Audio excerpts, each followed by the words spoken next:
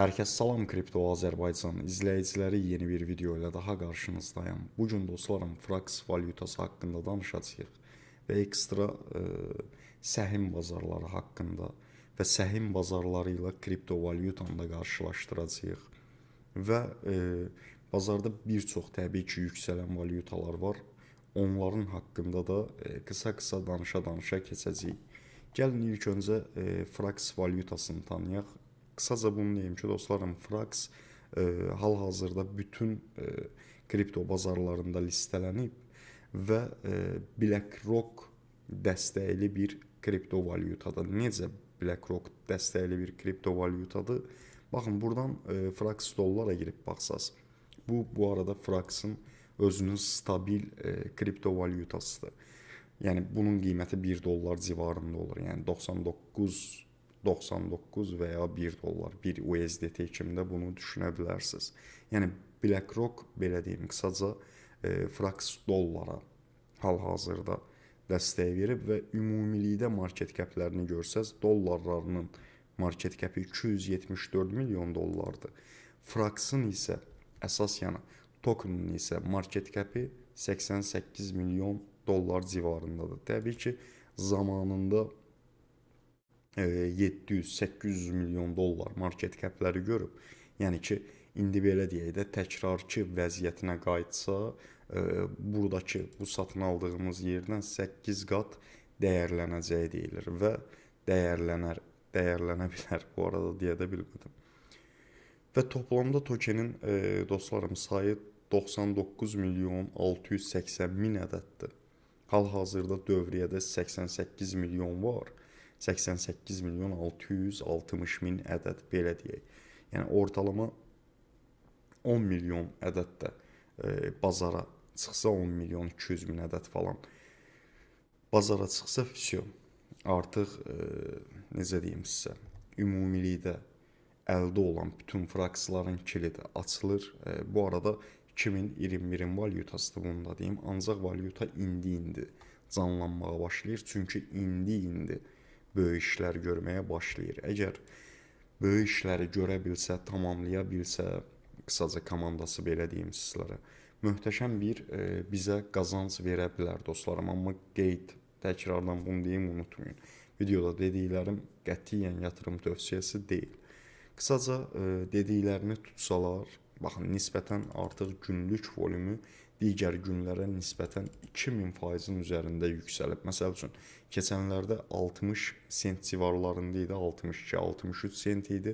Artıq 1 dolların üzərinə də hətta çıxmışdı. Buradan son 24 saatlığa da baxaq, ən sonuncu dəfə 79 sent olub, sonra nə qədərə kimi 1 dollar 32 sentə qədər yüksəliş əldə edib. Hətta burada Frax Aster'in belə deyim, futuresində də listelənib, yəni DEX birjalarının futureslərində listelənib. Yəni bu listelənmələrdə istər-istəməz bir kripto valyutaya öz təsirini verir.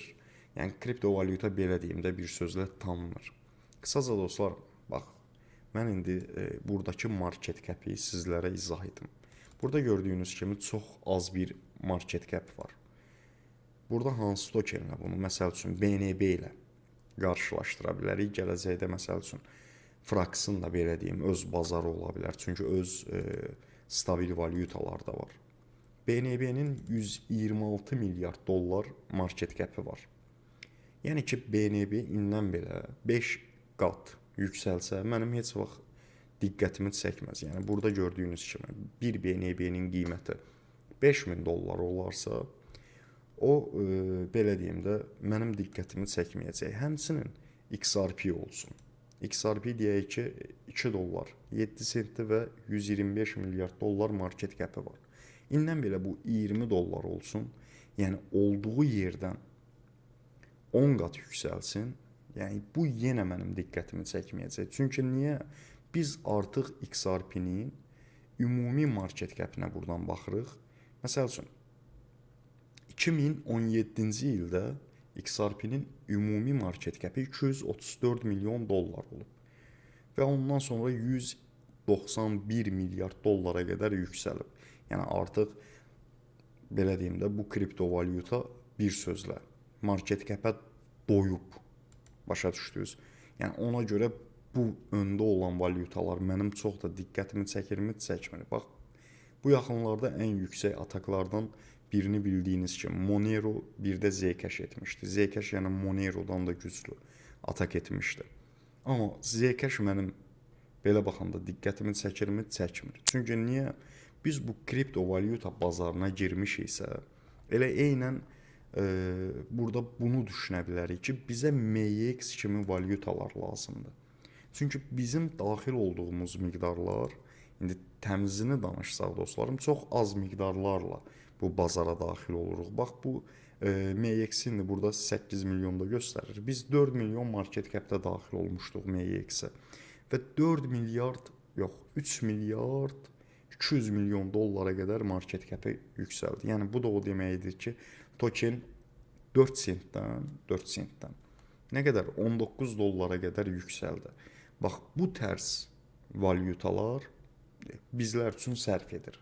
Yəni bu ön sırada olan valyutalar bizlərə buna görə sərf etmir ki, məsəl üçün Ethereum, BNB, Bitcoin, XRP, Solana, bunlara böyük yatırımlar lazımdır dostlarım. Bunlardan böyük qazanclar gözləmək olarmı? Olmaz. Başa düşdünüz? Bitcoin məsəl üçün düşünün. Bitcoin ən sonuncu dəfə 25 min dollardan 95 min dollara qədər yüksəlib. Yəni ortalama 3 və 4 qatlıq, 3-4 qat civarında bir yüksəliş əldə edib. Həmçinin Ethereum'u düşünün. Deyək ki, Ethereum ən sonuncu düşdüyü yer 1400 dollar civarından 5000 dollara qədər yüksəlib. Yəni Ethereum bizim işimizi görürmü? Görmür. Çünki niyə? Dediyim kimi, kripto əslində biz kasıblar üçün olduğu üçün bizə daha dip market cap'lər lazımdır. Məsəl üçün, Frax kimi valyutalar və ya adlarını saymadığım Enso kimi valyutalar və bir çoxunun təbii ki, indi hamısını demirəm. Yəni bir çoxu var ki, dip qiymətlərdədir market cap'ləri. Yəni mənim üçün, mənim diqqətimi çəkən valyutalar baxın onlardır. Başa düşdünüz? Yəni maksimum öz şəxsi fikrimi deyirəm. Bir valyuta əgər 200 milyon dolların üzərində bir market cap'ə sahibdirsə, o valyuta artıq mənim diqqətimi çəkmir bu bazarda. Başa düşdünüz? Çünki kripto bazarı yəni konkret olaraq tanınmadığına görə, bax buradan mən sizə göstərim.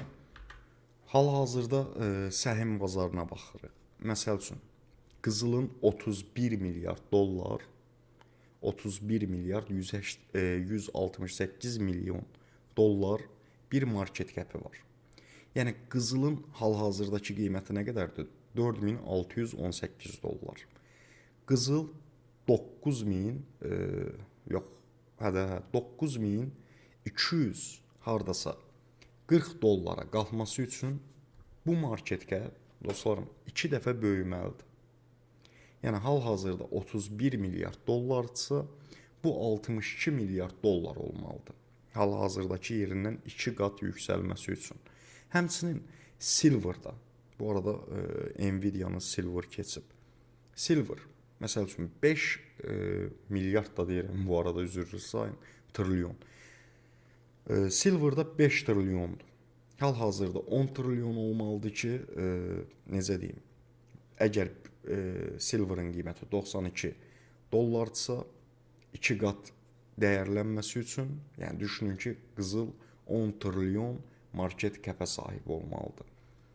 İndi isə kriptovalyutalarda nə baş verir dostlarım? Baxın, bunlar stoklar idi də belə deyim. Frax 89 milyon dollar bir market cap'ə sahibdir. Həmçinin indi yenə də deyirəm, bazarda adlarını saymadığımız valyutalar var. Bizim əsas kriptoya yönəlmə şəklimiz niyə görədir? Yəni bu günlərin stoklara ciddi mənada ciddi miqdarlar yatırım etməlisən. Çünki stokların ortalama qalxışı hal-hazırda dövrümüzdən gedirsə 2 qat, 3 qat, 5 qat, 10 qat olur. Amma kasıb təbəqə üçün yenə də kriptovalyuta buna görə sərf edir ki, məsəl üçün qarşımıza MX kimi valyutalar çıxanda və ya adlarını saymadığım, məsəl üçün Pepe, bunu ən dibdə alanlar necə deyim, 20 dollarlıq bunu satın alanlar düşünün ki, 20 dollarları hətta xəbərlərdə falan da legal şəkildə oxuya bilərsiniz dostlarım. 40 milyon dollara qədər əlində 20 dollarlıq aldığı PP 40 milyon dollara qədər yüksəlmişdi. 5-6 milyon dollarda səhv etmirəmsə PP-ni alan şəxs satıb çıxarmışdı cüzdanından. Yəni 20 dollarlıq bir pulla. Okey, bu gün kriptovalyuta bazarı təbii ki, manipulyasiyaya açıq bir bazar olacaq. Yenə də deyirəm, market cap'ini düşünün. Başa düşdünüz? Bax, burada məsəl üçün qızılda 31 trilyon dollar pul var. Ümumi kripto bazarında 3 trilyon dollar pul var. Başa düşdünüz? Yəni bu bilirsiniz nədir? Bu günlərim gümüşü yerindən oynada bilmək üçün, yəni gümüş valyutasını manipulyasiya edə bilmək üçün 5 trilyon dollar pul lazımdır. Yəni onun qiymətini oynatmaq üçün də silverın, belə deyim, və ya goldun qiymətini oynatmaq üçün təkrardan bir 30 trilyon dollar, 30 trilyon, 31 trilyon dollar pul lazımdır. Buradakı stoklara müdaxilələr edə bilmək üçün. Bu görürsünüz nə qədər asandır, çətindir. Səhim bazarı, stok bazarı. Ancaq kriptovalyuta bazarı nədir? Məsəl üçün, bu günlərim deyək ki, 1 milyarder gəlir 90 milyon dollarlıq fraks alır. Bəli, 90 milyon dollarlıq fraks alır və bunun market cap'i 180 milyon dollar olduqda fraks 2 qat yüksəlir. Yəni düşünün 100%lıq bir yüksəliş əldə edir. Bunu bu milyarder səhim bazarında edə bilərmi? Edə bilməz təbii ki. Ancaq durub fraks kimi və ya market cap'i az olan kriptovalyutaları istədikləri kimi dostlarım, yəni qaldıra bilirlər, endirə bilirlər. Aha, burada nə ola bilər? Məsəl üçün, milyarder 90 milyon dollarlıq fraksa bir yatırım edər, fraksın qiymətini yüksəldər. Axı fraksın da hal-hazırda komandası üzərində işləyir. Yəni fraksı tanıdarlar, onu eləyərlər, bunu eləyərlər. İnsanlar aldıqca 90 milyon dollar pul qoyan fraksa adam, yəni başlayar hissəli şəkildə satmağa, yatırımçıları qorxuzmamağa. Yəni bu satışlarda baxın, necə deyim sizə, bax bu şəkildə olur. Məsəl üçün, bax burada bundan nümunə verməyim. Elə gəlin Ethereumdan nümunə verəyin. Ethereum qrafikini açağın. Bax, məsəl üçün, görürsünüz hissəli satışı. Məsəl üçün, adamlar 313 dollardan, bax, burada dostlarım, taktikanı başa düşün. Bax, qalxır, görürsünüz 4900, belə deyək də, 4900 dollara qədər Ethereum qalxır. Baxın, ondan sonra yavaş-yavaş hissəli satışlar, şamlara baxın. Görürsünüz, yavaş-yavaş adamlar öz xeyirlərini götürür, həm insanları qorxuzmur, həm panikaya yol vermir. İndi panikaya yol verən bəzi kriptovalyutalar təəssüf ki var, onları deyənmərəm. Amma Ethereum bu günlərim XRP istəyir Bitcoin, bu günlərim hissəli şəkildə düşüş yaşayırlar. Day durub bu şəkildə düşüş yaşamırlar. Bax, burada gördüyünüz kimi 117 dollara, 119 dollara yüksəlir və ondan sonra ani qırılma görürsünüz. Ancaq Ethereum'a, Bitcoin'ə baxdığımızda, XRP'yə baxdığımızda, indi Solana falan da demirəm bu arada, XRP'dir, Ethereum'da, Bitcoin'ə baxdığımızda bunların qrafiklərini görürük ki, hissəli satışlar olub. Başa düşdünüz? Həqiqətən də Bitcoin'dir, Ethereum'dur bu günlərin bazarın yəni sütunlardır. Bilirsiniz necə, yəni ani manipulyasiyalara hal-hazırda qurban gedəcək valyutalar deyil. Çünki niyə? Bitcoin düzdür, indi bunun da arxasında birjalar falan, böyük hissələri birjaların əlindədir. Ancaq bu günlərin Bitcoin'i manipulyasiya edə bilirlərmi? Çox da yox. Başa düşdü. Sadəcə böyük adamlar, yəni prezidentlər falan Trumpdan gedir də söhbət, Elon Musk'dan gedir. Onlar bunu manipulyasiya edə bilir. Ya pulları ilə, ya da ki mediaya necə deyim, yaydıqları xəbərlərlə, media əli ilə yaydıqları xəbərlərlə Bitcoin-i həm qaldıra bilərlər, həm endirə bilərlər. Yəni bu şəkildə edə bilirlər. Yoxsa durub bu gün market cap ilə bunu oynamaq artıq Bitcoin-in də zarafat deyil. 2 trilyon dollara yaxın market cap-i var. Yəni səhəm bazarına baxsaq market cap-lərə görürük ki, burada bax 1, 2, 3, 4, 5, 6, 7, 8-dən sonra artıq nə başlayır, baş verir dostlarım? 1 trilyon 787 milyon. Artıq Bitcoin-in səviyyəsindən də aşağı olan, necə deyim, şirkətlərin stoklarını görürük ki, heç onların yatırımları Bitcoin qədər deyil. Başa düşdünüz? Belə dostlarım. Yəni Fraxı da buna görə deyirəm ki, hal-hazırda yəni bu valyuta mənim də diqqətimi çəkən valyutadır. Yəni onlar da eşitdi şikayətdir. Market cap-i 1 milyar dolar, 2 milyar dolar yüzlərlə qat bizə qazandıra bilər ki, təbii ki, yenə də deyirəm, bu mənim öz fikrimdir. Ona görə altdan məsəl üçün özüm bu tokende yavaş-yavaş hər düşüş olduqca az miqdarlarda büdcə bölgüsünə sadiq qalaraq 5-dən 3-dən cüzdanımıza alıb atarıq. İnşallah ki, bizim üçün daha xeyirli olar. Bura qədər izlədinizsə videomu bəyənərək siz də Kripto Azərbaycan kanalına dəstək ola bilərsiniz. Sağ olun, hələlik.